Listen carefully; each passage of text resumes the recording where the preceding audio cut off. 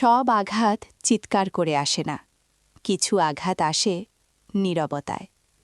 যেদিন কেউ রাগ করে চেঁচায় না, কিন্তু হঠাৎ কথা বলা বন্ধ করে দেয়, সেদিনই শুরু হয় সবচেয়ে ভয়ঙ্কর খেলা। আপনি প্রশ্ন করেন, উত্তর আসে না। আপনি কষ্ট বলেন, সে বলে কিছুই তো হয়নি। এই নীরবতা আসলে শান্তি নয়, এটা এক ধরনের শাস্তি। সে জানে আপনি কথা ছাড়া থাকতে পারেন না, তাই সে চুপ থাকে আর আপনি ভেতরে ভেতরে ভাঙেন। দিন শেষে আপনি নিজেকেই দোষ দেন, আমি হয়তো বেশি ভাবছি, আমিই ভুল বুঝেছি।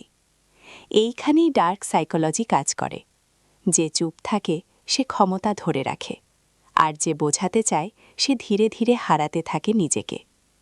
মনে রাখবেন, ভালোবাসা কখনো নীরবতায় শাস্তি দেয় না। যে আপনাকে চুপ করিয়ে শান্ত থাকে সে আপনাকে ভালোবাসে না, সে আপনাকে নিয়ন্ত্রণ করে। এক চিমটি ভালোবাসা মানে কথা বলা, শোনা আর সম্মান রাখা। আপনি কি এখনও কারোর নীরবতার জন্য নিজেকে ছোট করছেন?